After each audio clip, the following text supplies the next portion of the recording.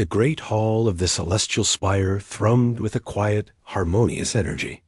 Delegates from 100 star-faring species drifted through the airy space, their forms a symphony of light, scale, and chitin. The occasion was a gala of unification, celebrating the newly formalized concord between the galactic chorus and the systems of the Orion Arm. At the center of it all, moving with a serene, practiced grace, was the heir to the chorus, a princess of a people known for their long, elegant forms, silvery, reflective skin, and minds tuned to the subtle emotional frequencies of the universe. She greeted a contingent of mineral-based life forms, her voice a soft chime, her slender fingers gesturing in polite, intricate patterns. Her people valued control, poise, and the quiet order of resonant thought. The chaos of raw, unchecked emotion was considered a private thing, a weakness to be smoothed over. She was the embodiment of this ideal, a figure of serene diplomacy. Then, a new delegation arrived through the main archway. A wave of something palpable, yet invisible to most, preceded them. It was a scent, but more than a scent. A compound signal of salt, sun-heated skin, a hint of ozone from ship engines, and underneath it all, the unmistakable, vibrant, and terrifyingly alive signature of humanity. To her people, scent was not merely olfactory. It was emotional data, a direct readout of a being's core state. This signal was a short, sharp chord of familiarness, a dissonant blast of memory she had spent cycles trying to quiet. The princess froze. The gentle chime of her voice cut off. Her silvery skin, which typically reflected the calm hues of the hall, darkened momentarily as her internal control wavered. The ambassador of the mineral beings made a concerned, grinding sound, but she did not hear it. The scent had tunneled through time, pulling her back to a place of smoke, terror, and noise. It had been on a fringe world during her first diplomatic tour. The transport shuttle had failed, a victim of gravitational shear, crashing into the jagged canyons of a desert moon. The security detail, all of her own kind, had been killed in the impact or incapacitated by the psychic shockwave of the crash, their minds overwhelmed by the sudden violence. She had been trapped. A support beam pinning her lower limbs, the ship groaning around her, fires beginning to lick at the broken hull. The world was a cacophony of pain, fear, and death, a tidal wave of negative frequency that threatened to shatter her mind. Then, through the smoke, a shape had appeared, blocky, solid, moving with a determined haste that seemed frantic to her eyes. It was a human, a lone surveyor from a nearby outpost who had seen the crash. He did not broadcast calm. His emotional scent was a roaring fire of urgency, concern, and focused aggression. It should have been another assault on her senses. But in that moment, that raw, unfiltered will to act was an anchor. He did not try to send soothing thoughts. He spoke in rough, basic trade language. "I see you?" Moving now, he braced himself against the wreckage, muscles straining under his environment suit, and with a grunt of effort that was both physical and emotional, he lifted the beam just enough for her to pull free. When she could not stand, he simply gathered her up, his grip firm and unyielding. He carried her through the burning wreckage, shielding her with his own body from a falling spar. The scent of him in that moment, sweat, effort, adrenaline, and a stubborn, defiant kind of hope, was imprinted upon her. He got her to his rugged vehicle, administered basic aid, and stayed with her, a silent, watchful presence broadcasting a protective vigilance so strong it was almost tangible, until her people's rescue ship arrived. He had offered a curt nod before melting back into the barren landscape. Never giving his name, his purpose served. Now, here in the pristine silence of the spire, that same scent, older, tempered, but fundamentally unchanged, had found her. Her eyes, wide with memory, scanned the human delegation. They were a varied group, dressed in formal attire that seemed to constrain them. And then she saw him.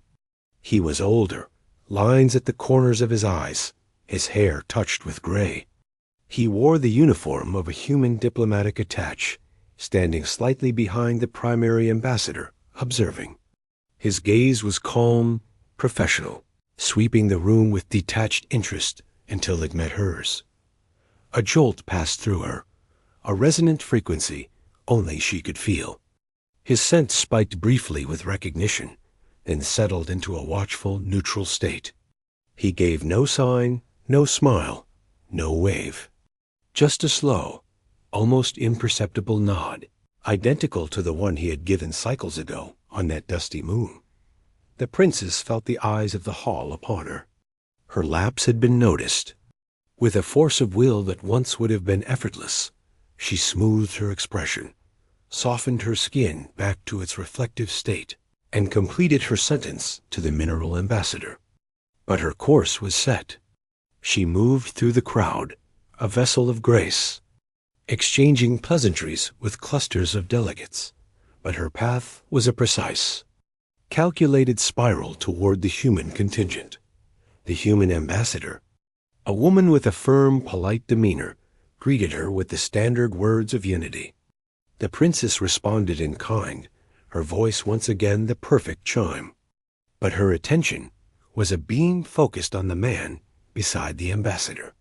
Up close, the scent was richer, layered with time and experience, but the core of it, that sun-heated stone and resilient life, was undeniable.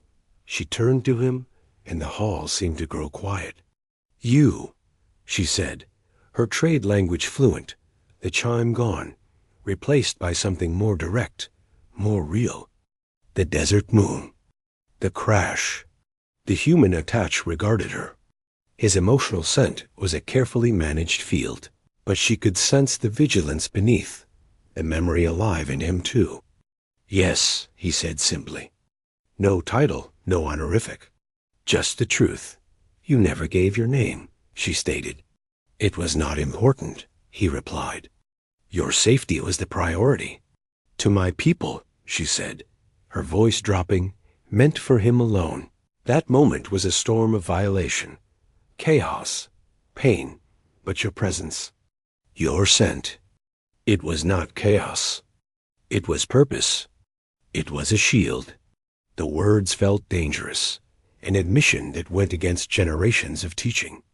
To acknowledge that a storm could be shelter was heresy. He was silent for a moment, reading her face, her stance, in the way humans did. "We are different," he said finally. "My people, we are loud inside. We feel things sharply. We are taught to build walls to contain it, or sometimes to channel it." That day, the channel was clear. Get you out. Keep you safe. The noise had a job to do. A job it did with remarkable efficiency, she said. She glanced at his uniform. "You serve in diplomacy now. You channel the noise into words." "A quieter kind of work," he acknowledged with a small tilt of his head. "But the goal is similar. To understand. To protect. The methods are just less smoky." For the first time since catching his scent, the princess felt a ripple within her that was not fear or memory. It was the faint, fragile echo of humor, a frequency her people rarely used. It felt warm. "The Concord celebrates our unified strengths," she said formally, but her eyes held his. "My people offer resonance, empathy, long-view harmony." He nodded. "Mine offer actionable resolve, short-view problem-solving." A corner of his mouth twitched. "We are good in a crisis. Less good at sitting still at galas." This time, the ripple of humor was stronger. "I have observed this," she said, her silvery skin shimmering with a warmer hue. "Your ambassador's foot is tapping a rhythm none can hear."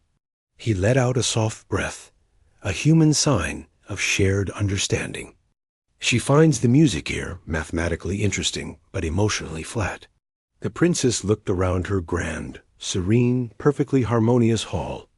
She felt the muted, carefully managed emotional frequencies of 1,000 dignified beings.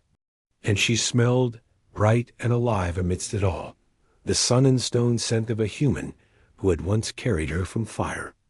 It was not a violation of this peace. It was its complement. A necessary bass note, a rhythm that promised action, a reminder that some silences are not peace, but waiting. Perhaps, she said, the decision crystallizing within her, the harmony the concord seeks is not a single pure tone. Perhaps it is a chord, one that requires both the high, clear note and the low, strong one to be complete. The human attached studied her. His guarded sense shifted, softening at the edges with something like respect, and perhaps a shade of the hope she remembered. That, he said, is a theory worth testing. The princess extended her hand, not in the elaborate gesture of her people, but in the human way. A meeting of palms, a grip of solidarity. After a heartbeat's surprise, he took it. His grip was warm, firm, exactly as she knew it would be. Around them, the gala continued, a masterpiece of interstellar accord. But in the space between two beings, a new understanding was forged, not in the quiet of shared thought, but in the loud, living, and unforgettable memory of a scent that meant salvation.